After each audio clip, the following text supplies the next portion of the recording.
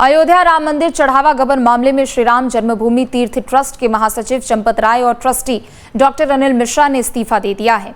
मंदिर निर्माण प्रभारी गोपाल राव को भी मंदिर की व्यवस्था से बाहर कर दिया गया है। शुक्रवार को 8 नामजद आरोपियों की पेशी के बाद न्यायिक हिरासत में उन्हें भेज दिया गया, लेकिन अभी भी विपक्ष इस कार्रवाई से संतुष्ट नहीं है, जबकि सरकार और संतों का कहना है कि कार्रवाई से दूध का दूध और पानी का पानी हो चुका है। देखिए।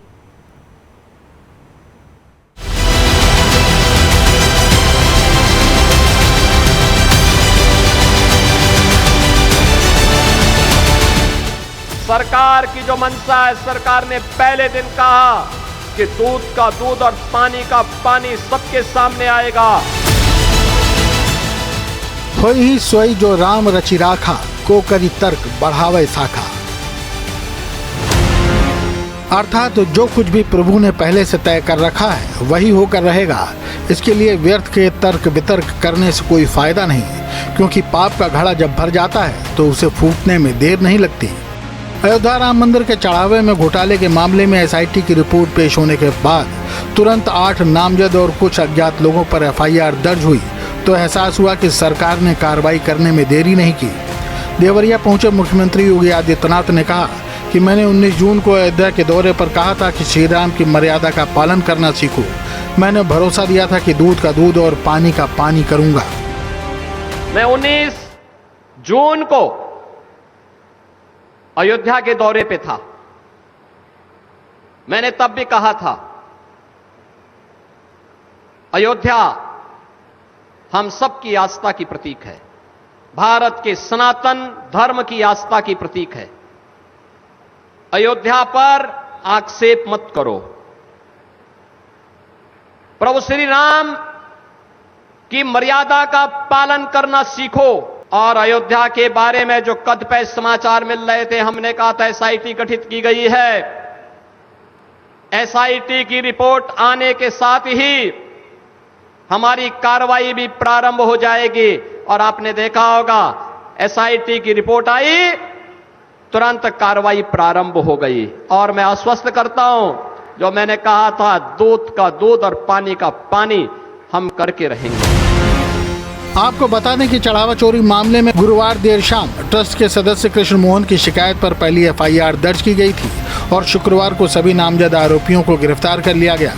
गिरफ्तार आरोपियों में रामशंकर यादव उर्फ टिन्नू यादव, अनुकल्प मिश्रा, लवकुश मिश्रा, अविनाश शुक्ला, मनीष यादव, सुभाष श्रीवास्तव, रमाशंकर मिश्रा और करुणेश पांडे हैं। एसआईटी रिपोर्ट अंतरिम मुख्य सचिव जी को सौंपने के बाद श्री राम जन्मभूमि तीर्थ ट्रस्ट के सदस्य कृष्ण मोहन के तहरीर पर आरजेबी थाना में जो है मुकदमा पंजीकृत कर लिया गया है। इसमें बाकायदे 8 लोगों के खिलाफ नामजद एफआईआर किया गया है। निश्चित तौर पर देर आए दुरुस्त आए, जांच की बहुत सी ऐसी विधि व्यवस्था है। उसके बाद उसमें सारे साक्ष्यों के संकलन के बाद, सीसीटीवी फुटेज के बाद यह ट्रस्ट ने निर्णय लिया कि एफआईआर दर्ज कराया जाए। मैं इस एफआईआर का स्वागत करता हूं। कुछ योगी आदित्यनाथ जी को मैं साधुवाद देता हूं, जिन्होंने कहा था कि कोई भी दोषी बख्शे नहीं जाएंगे, निष्पक्ष जांच होगी। राम मंदिर में कथित दान घोटाले के मामले पर 8 लोगों के खिलाफ इसी थाना राम जन्मभूमि में केस दर्ज किया गया है। ये 8 वो लोग हैं जो स्टेट बैंक के आउटसोर्सिंग गणना कर्मचारी थे, कुछ सेवादार हैं। उसमें चंपत राय के सहयोगी टिन्नू यादव और उनके भतीजे मनीष यादव भी हैं। तो सभी थाने में जो है गंभीर धाराओं में 8 लोगों के खिलाफ मुकदमा दर्ज किया गया है। उसमें आपराधिक साजिश, गबन, चोरी जैसे गंभीर धाराएं लगाई गई हैं। लेकिन एफआईआर में चंपत राय और डॉक्टर अनिल मिश्रा समेत बड़े पदाधिकारियों के नाम नहीं थे। आप सांसद संजय सिंह ने सरकार पर आरोप लगाते हुए कहा है कि बड़े डकैतों को कौन बचा रहा है, चंपत राय की गिरफ्तारी कब होगी? देखिए, जब केजरीवाल जी आए अयोध्या तो आनन फानन में एफआईआर कर ली गई, लेकिन मेरा सवाल अभी भी है कि जो बड़े डकैत हैं उनको कौन बचा रहा है? आखिर चंदा चोर पार्टी के लोग चंदा चोरों को क्यों बचा रहे हैं?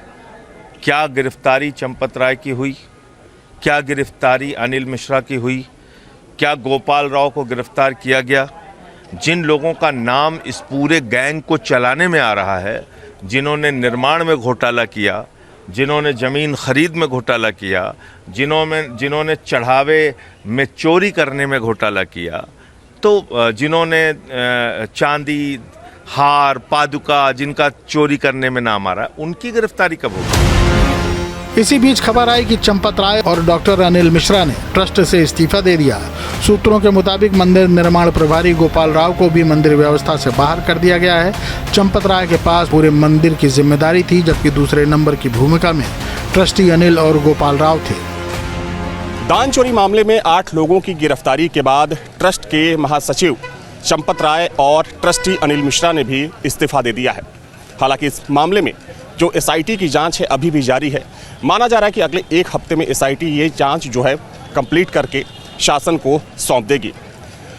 उसके बाद चूंकि ये संभावित है कि इसमें कुछ और आरोपी बनाए जा सकते हैं, क्योंकि जो पुलिस ने मुकदमा दर्ज किया है उसमें कुछ अज्ञात लोगों का भी नाम है।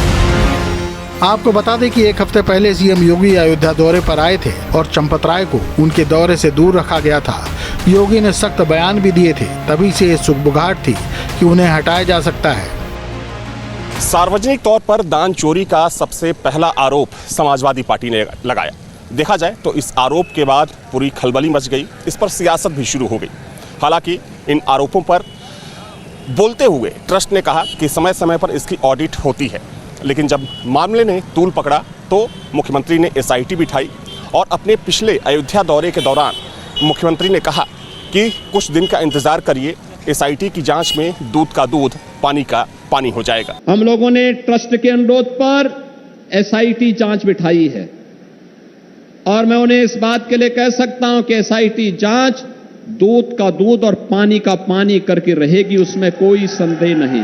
चंपत राय को आप पसंद कर सकते हैं या नापसंद, लेकिन उनकी सादगी पर सवाल नहीं खड़ा कर सकते, क्योंकि पिछले 30 सालों से अयोध्या में एक कमरे में रहने वाले चंपत राय हमेशा धोती कुर्ता और एक चप्पल में नजर आते हैं, जिन्होंने राम मंदिर निर्माण के लिए अपना पूरा जीवन खपा दिया।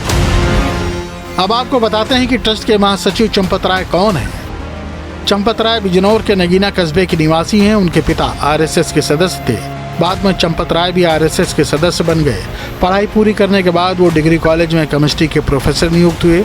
1975 में इमरजेंसी के दौरान 18 महीने जेल में रहे। जेल से निकलने के बाद इस्तीफा देकर संघ के प्रचारक बन गए। साल 1991 में उन्हें क्षेत्रीय संगठन मंत्री बनाकर अयोध्या भेजा गया था। 1996 में वे विश्व हिंदू परिषद के केंद्रीय मंत्री बनाए गए। साल 2002 में संयुक्त महामंत्री और फिर अंतर्राष्ट्रीय महामंत्री बनाए गए। भगवान राम की सेवा में लगे चंपत राय ने शादी नहीं की। 1991 में चंपत राय अयोध्या में यहाँ के क्षेत्रीय संगठन मंत्री बनकर पहुंचे, जिसके बाद चंपत राय ने अयोध्या को अपना घर ही बना लिया। उसके बाद चंपत राय वापस लौटकर कभी नहीं गए। एक समय में अशोक सिंघल के सबसे खास रहे चंपत राय को जब कार सेवा शुरू हुई तो उसमें शामिल किया गया। लेकिन अयोध्या में तमाम ऐसे लोग भी मिले जो ये मान सकते हैं कि दान में चोरी तो जरूर हो सकती है, लेकिन उसमें चंपत राय भी शामिल होंगे, ये नहीं मानते। राम जन्मभूमि दान मामले में 8 लोगों के खिलाफ मुकदमा दर्ज हो चुका है। इस वक्त मैं ठीक राम जन्मभूमि पथ के सामने हूं और आप देख सकते हैं कि आज भी जो श्रद्धालुओं का तांता है यहाँ पर लगा हुआ है। लेकिन इस वक्त मेरे साथ एक बेहद ही महत्वपूर्ण व्यक्ति मौजूद हैं, जो कि इस क्षेत्र के जो राम जन्मभूमि क्षेत्र है यहाँ के पूर्व पार्षद रह चुके हैं। रमेश दास जी इनका नाम है, मेरे साथ मौजूद हैं। महाराज जी, क्या कहेंगे इस पूरे मामले? सबसे पहले तो सरकार को धन्यवाद देता हूं। एसआईटी जांच के बाद जो रिपोर्ट आया है, जिस व्यक्ति पर चोरी का आरोप आया है, इस व्यक्ति को अंदर जाना चाहिए। ये 8 व्यक्ति नहीं 10 व्यक्ति हो जाए जिसने भी चोरी किया हो। जिस तरह से कुछ आदमी पर विपक्ष ने आरोप लगाया था, माननीय चंपत राय जी, चाहे अनिल मिश्रा जी, चाहे गोपाल जी, ये निर्दोष हैं। इनको कोई आरोप विपक्ष ने लगाया, इनका न कोई भाई है न भतीजा है। जैसे चंपत जी के कहा कि भतीजा है, यहाँ तमाम तरह के धन संपत्ति बना लिया, ये गलत है। विपक्ष आरोप कुछ आदमी पर लगाते हैं। जिस व्यक्ति ने चोरी किया उसको आरोप लगाना चाहिए, उसको अंदर जाना चाहिए। कर्म प्रधान विश्व करी राखा, जो जस करहि तो तस फल चाखा। ये तो तय है कि जिसने जैसा कर्म किया है उसे वैसा ही फल भी मिलना तय है, और ऐसा हो भी रहा है। चढ़ावे में चोरी के आरोपों की जांच जब एसआईटी ने शुरू की, तब जो खुलासे हुए वो चौंकाने वाले थे। जांच में ये पाया गया कि पर्याप्त सीसीटीवी फुटेज नहीं थे। चढ़ावा चोरी मामले में 27 अप्रैल से 5 जून तक सीसीटीवी फुटेज को खंगाला गया, जिसमें कई बार रामशंकर यादव का करीबी रिश्तेदार मनीष कुमार यादव चोरी करते हुए दिखा। फिर भी उसके खिलाफ कोई कार्रवाई नहीं हुई। उसे टिन्नू ने ही नौकरी दिलवाई थी। खंगाली गई फुटेज में कुल 65 बार चोरी की घटनाएं देखी गईं, लेकिन इस पर कोई कार्रवाई नहीं की गई। ये लोग सीसीटीवी के सामने खड़े हो जाते थे और स्क्रीन ब्लैक हो जाती थी, जिसके बाद चोरी की घटना को अंजाम दिया जाता था। एसआईटी ने आंतरिक ऑडिट रिपोर्ट को भी परखा। 2022-23, 2023-24 और 2024-25 की आंतरिक रिपोर्ट में कई खामियां दिखाई दी। हुंडियों की संख्या और अभिलेखों में अंतर देखने को मिला और अब इन अनियमितताओं को लेकर अयोध्या के राम मंदिर पर जो सवाल उठ रहे हैं, उससे आने वाले राम भक्त काफी आहत हैं। इस वक्त मैं राम जन्मभूमि पथ पर हूं, यानी कि इसी रास्ते से आप राम मंदिर में प्रवेश करते हैं।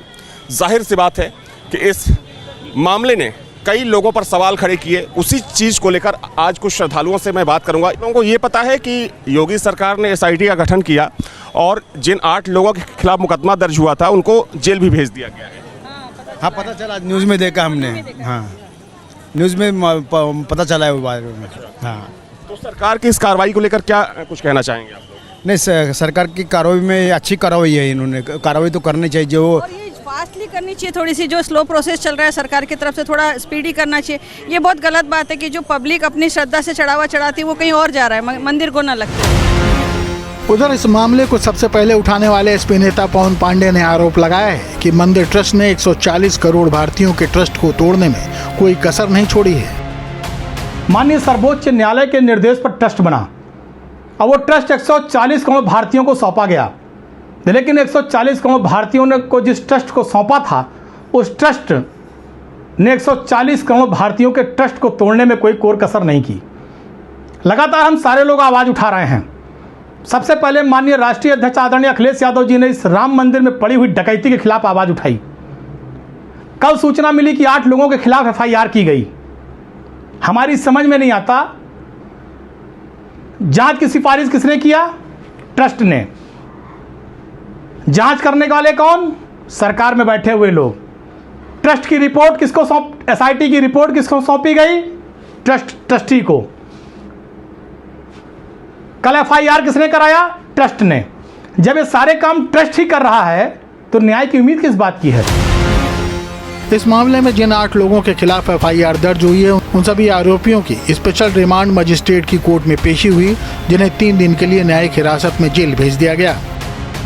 अभियोजन अधिकारी केसी वर्मा और हमारे एसपीओ प्रमोद कुमार सर के नेतृत्व में नवनीत कुमार गुप्ता और अरुण कुमार भारती के नेतृत्व में हम लोगों ने अभियोजन का पक्ष रखा, जो सरकार का पक्ष हम लोगों ने रखा। श्री राम जन्मभूमि जो मतलब मंदिर है अयोध्या में, वहाँ पर स्थित जो दान पात्र था उसमें श्रद्धालुओं द्वारा जो है उसमें जो मतलब धन दिया गया है, जो इसके पैसे दिए गए, आभूषण दिए गए हैं, उसमें जो ट्रस्ट के कर्मी थे उनके द्वारा उसका गमन किया गया, चोरी किया गया है और उसका जो भ्रष्टाचार किया गया है, उसी के सिलसिले में गिरफ्तारी की गई है 8 एकेजों की और उनका जो है रिमांड मतलब आज कराया गया है मंडे तक के लिए। उसका मंडे को फिर जी हाँ, कौन सा रिमांड? ये इनको जेल भेजा गया है? हाँ, जुडिशियल रिमांड, न्यायिक अपेक्षा में रिमांड दिया गया है। इनमें से एक आरोपी रमाशंकर यादव के घर के पास न्यूज स्टेट ने स्थिति का जायजा लिया। अयोध्या राम मंदिर दान मामले में जिन जिन लोगों को गिरफ्तार किया गया है उसमें एक प्रमुख नाम टिन्नू यादव का है। टिन्नू यादव राम मंदिर ट्रस्ट के महासचिव चंपत राय के बेहद करीबी बताए जाते हैं। टिन्नू यादव का काम था जो दान चढ़ावा आता था उसकी देखरेख करना और उसको ट्रांसफ़र करना। हालांकि इस वक्त टिन्नू यादव पुलिस की गिरफ्त में है और देखा जाए तो इस मामले में अभी भी जो पुलिस की जांच है, एसआईटी की जांच है, चल रही है। लेकिन न्यूज़ नेशन न्यूज़ स्टेट की जो टीम है आपको लेकर पहुंची है टिन्नू यादव जो कि आरोपी हैं इस पूरे मामले के, उनके घर के पास। आपको तस्वीर दिखा दूं कि ये अयोध्या का स्वर्ग द्वार इलाका है और जो तस्वीर आप देख रहे हैं ये टिन्नू यादव का घर है, जो इनका पुश्तैनी घर है। जानने की कोशिश करते हैं, चूँकि घर पे ताला तो नहीं लगा है, लेकिन हम लोग पिछले काफ़ी समय से आवाज़ लगा रहे हैं लेकिन घर से बाहर कोई सदस्य नहीं आ रहा है। हालांकि आसपास के लोगों का कहना है कि कुछ लोग जो घर के सदस्य हैं घर के अंदर मौजूद हैं। हालांकि इससे पहले भी हम लोगों ने आवाज़ लगाई और इस पूरे मामले में जानने की कोशिश की। मोहल्ले में भी बहुत से ऐसे लोग हैं जो बात करने की स्थिति में नहीं हैं। जरा आ जाइए पास में। आप लोग यहीं रहते हैं ना? नहीं। ये राम मंदिर दान का मामला आपको आपके जानकारी में आ जाइए, जानकारी में होगी ही। उसमें जिन लोगों को गिरफ्तार किया गया है, आपके मोहल्ले के ही रहने वाले टिन्नू यादव का भी उसमें नाम है। जानते हैं उनके बारे में, टिन्नू यादव के बारे में? जी जानता हूँ, ये हमारे पड़ोसी हैं। अच्छा। और काफ़ी दिनों से राम मंदिर की सेवा में लगे हुए हैं। जी। लेकिन उनके ऊपर आरोप चोरी गबन का है, साजिश का आरोप है कि जो दान चोरी की बात सामने आई है उसमें इनकी भी भूमिका है। इसको लेकर क्या कहना चाहेंगे, कैसे व्यक्ति थे ये? मतलब ठीक थे, ऐसा तो हमें मालूम नहीं है इनके बारे में, ये चोरी जबन के बारे में, लेकिन इनका भाई कैरेक्टर तो यहाँ पे सही था, हम लोगों से व्यवहार काफ़ी अच्छा था। लेकिन देखिए, ये जो तमाम सवाल हैं, कहीं ना कहीं इन सवालों का जवाब मिलना चाहिए, क्योंकि ये जो पूरा मुद्दा है राम मंदिर से जुड़ा हुआ है। कुछ यहाँ की पड़ोसी महिलाएं हैं। मैडम, क्या नाम है आपका? इनको जानती हैं आप, टिन्नू यादव? जी हम कुछ नहीं जानते हैं। ठीक है, देखिए, ये एक ऐसा मामला है कि हर कोई बोलने से बच रहा है, क्योंकि सीधा जो सवाल है वो आस्था से जुड़ा हुआ है। लेकिन इसमें माना जा रहा है कि चूंकि जो अज्ञात में मुकदमा दर्ज किया गया है उसमें कुछ और नामों को शामिल किया जा सकता है। आपको बता दें कि राम मंदिर के चढ़ावे की गिनती 2 शिफ्टों में होती है। पहली शिफ्ट सुबह 8 बजे से लेकर दोपहर 2 बजे तक और दूसरी शिफ्ट दोपहर 2 बजे से रात 8 बजे तक होती है। हर शिफ्ट में करीब 20 लोग शामिल होते हैं, जिसमें स्टेट बैंक के कर्मचारी, मंदिर ट्रस्ट के प्रतिनिधि और लेखापाल शामिल होते हैं। पूरी गिनती की प्रक्रिया CCTV कैमरों की निगरानी में की जाती है। गिनती के बाद सभी नोटों और सिक्कों का ब्यौरा एक रजिस्टर में दर्ज किया जाता है। अगले दिन इस राशि को अयोध्या धाम के भारतीय स्टेट बैंक की मुख्य शाखा में जमा करवा दिया जाता है। हाल ही में दान गिनती प्रणाली में बड़े बदलाव किए गए हैं। बिना जेब वाले कपड़े पहनना अनिवार्य कर दिया गया है और कर्मचारियों के लिए मोबाइल पर्स प्रतिबंधित कर दिए गए हैं। राम मंदिर में दान चोरी मामले में कई गंभीर सवाल खड़े हो रहे हैं, लेकिन चलिए आपको अब समझाते हैं कि आखिर जो दान गिनती की प्रक्रिया होती थी वो क्या होती है। दोनों ही शिफ्टों में एक निजी कंपनी के 20-20 कर्मचारियों को लगाया जाता था गिनती के लिए, और सख्त निगरानी के लिए पहले जो CCTV कैमरों की संख्या 6 थी उसको बढ़ाकर 10 कर दिया गया। इसके अलावा जब गिनती की जाती थी उस वक्त जो कर्मचारी इस काम में लगे होते थे उनको बिना पॉकेट वाले कपड़े पहनकर अंदर जाने होते थे। अंदर जाते समय उनकी तलाशी ली जाती थी, बाहर निकलने के बाद उनकी तलाशी ली जाती थी। इसके अलावा जो मॉनिटरिंग की प्रक्रिया थी वो इतनी सख्त थी कि चोरी करना काफ़ी कठिन था। उसके बावजूद दान में गड़बड़ी हुई, यही एक बड़ा सवाल है। अभियोजन अधिकारी ने बताया कि नोटों की गिनती करने वाले कुछ लोग इसमें लिप्त थे, जिनके पास से करीब 80 लाख रुपयों की बरामदगी हो चुकी है। 79,85,000 रुपए कुछ मतलब इतने जो बरामद किए गए। टोटल हाँ 79,85,493 रुपए बरामद किए गए हैं इनके पास। उसमें केवल एक को छोड़कर सुभाष के पास से बरामद नहीं है, वो षड्यंत्र में शामिल थे। बाकी सबके पास से अलग अलग अमाउंट बरामद हुए हैं। टोटल नहीं, अभी वो नहीं है, अभी विवेचना का विषय है। अभी वो जो है मतलब विवेचना के क्रम में आगे आएंगे। VHP के अंतर्राष्ट्रीय अध्यक्ष आलोक कुमार सरकार की इस कार्रवाई से संतुष्ट दिख रहे हैं। मैं इस दिशा में संतुष्ट हूँ। मुझे संतोष है कि ये आरोप लगने के बाद में तुरंत SIT की मांग की गई। मांग ट्रस्ट ने की। जब वो लोग जांच करने के लिए आए तो चंपत जी उस जांच के लिए प्रस्तुत हुए स्वयं, और फिर जैसे ही SIT की रिपोर्ट सामने आई, जितने नाम थे उनके नाम लिखे, जिनके नाम नहीं थे पर हो सकते हैं तो एवं अन्य लोग लिखा, और जिस दिन उनको नाम मिले उसी दिन FIR हो गई। मैं इससे संतुष्ट हूं। लेकिन प्रदेश कांग्रेस अध्यक्ष अजय राय का कहना है कि FIR में बड़े लोगों के नाम क्यों नहीं है। इसके लिए कांग्रेस जन आंदोलन चलाएगी। कल हमने पूरे तरीके से प्रदेश में दबाव हो गया ना। FIR हमारी मांग नहीं, दबाव पर हुआ है। ठीक है, दबाव पर हुआ है। अब क्या? अब अगर ये बड़े लोगों को शामिल नहीं करेंगे, दीपेंद्र मिश्रा को, चंपत राय बंसल को, गोपाल राव को और अनिल मिश्रा, जितने बड़ी मछलियां उनको शामिल नहीं करेंगे तो हम जन आंदोलन सड़क पर उतर के घेराव करेंगे। विपक्ष के आरोपों का जवाब VHP के अंतर्राष्ट्रीय अध्यक्ष आलोक कुमार ने कुछ इस तरह से दिया। कानून हर उस व्यक्ति को FIR करने का अधिकार देता है जिसके पास में किसी अपराध के बारे में जानकारी है। तो अगर इन लोगों को ऐसा लगता है कि इनके पास पुष्ट जानकारी है तो ये एफआईआर क्यों नहीं करते? अखिलेश जी ने कहा हमारे पास जानकारी है, आपको दिक्कत आ रही हो तो हम सहायता करेंगे। अखिलेश जी एफआईआर क्यों नहीं करते? साधु संतों ने भी नाराजगी दिखाते हुए कहा कि ये धर्म का मामला है, इसमें विपक्ष अनावश्यक आरोप लगा रहा है। जो मामला है ये पूरा धर्म का मामला है, ये सारा का सारा धर्म का विषय है और धर्मज्ञों का इसमें बोलना बनता है। इसमें तमाम काफ़ी दिनों से आप सुन रहे हैं, तमाम राजनीतिक लोग बातचीत कर रहे हैं, विपक्षी लोग अनावश्यक आरोप लगा रहे हैं। आप बताइए, क्या किसी भी व्यक्ति को ये अधिकार है किसी भी व्यक्ति का मान हनन करे, किसी का नाम खराब करे? किसी व्यक्ति को आप आरोपी बताने वाले होते कौन हैं? आपको ये अधिकार कौन प्रदान करता है? क्या यहाँ की न्यायालय, क्या यहाँ की न्यायपालिका, क्या यहाँ का शासन, क्या यहाँ का प्रशासन सब विपक्षियों के मत में है, विपक्षियों के मुंह में है? जो मर्जी आप बोलते हैं, जिसको चाहे आप चोर बना देते हैं। जो आशंका थी अंततोगत्वा वही हुआ, और जिन लोगों का नाम एफआईआर में आया है ये सारे के सारे सपाई हैं। टिन्नू यादव का गैंग है जो अखिलेश यादव से जुड़ा हुआ है, और हम लोग जो है सोच रहे थे कि आखिर क्या कारण है कि हम लोग अयोध्यावासी, अयोध्या में रहने वाले, अयोध्या में आश्रम, हम लोगों को पता नहीं लगा और इतनी बड़ी घटना हो गई है। उस घटना का सबसे पहला बयान सपा मुखिया अखिलेश यादव दे रहे हैं, जिनके बाप ने राम भक्तों पर गोली चलाया, जो आज तक राम मंदिर नहीं गया। अंत में दूध का दूध पानी का पानी हुआ, और जो लोगों के ऊपर एफआईआर पंजीकृत हुई ये इंडी गठबंधन के लोग निकले, सपा कांग्रेस के लोग निकले। वहीं आध्यात्मिक वक्ता करपात्री महाराज ने कहा कि वो एसआईटी की जांच से संतुष्ट नहीं है। उनके मुताबिक ऐसा जघन्य अपराध करने वालों को अयोध्या छोड़ने के लिए कहा जाना चाहिए।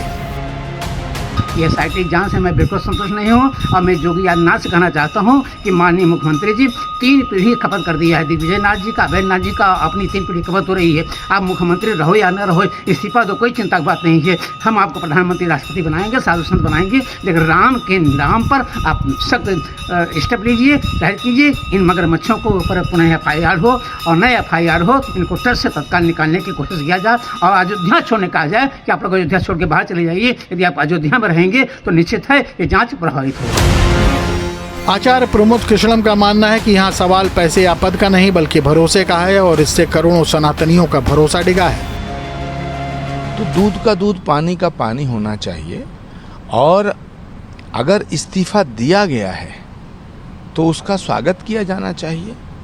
ट्रस्ट के किसी सदस्य के ऊपर अभी संदेह नहीं है, लेकिन नैतिक मूल्यों का निर्वहन करते हुए, नैतिक दायित्व का निर्वहन करते हुए सभी को अपने अपने पदों से हट जाना चाहिए, क्योंकि सत्ता बड़ी नहीं है, सनातन बड़ा है, धर्म रहना चाहिए।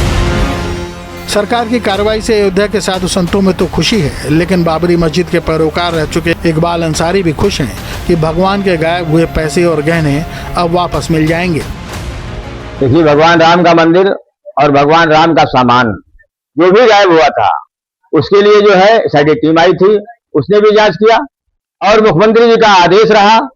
मुख्यमंत्री जी का आदेश इतना बेहतर रहा कि आज इस पर कार्रवाई हुई, लोगों से पूछताछ हो रही है, मुकदमा कायम हुआ। हमें इस बात की खुशी है कि भगवान का सामान जो गायब हुआ है वो मिलेगा, इस बात की हमें खुशी है।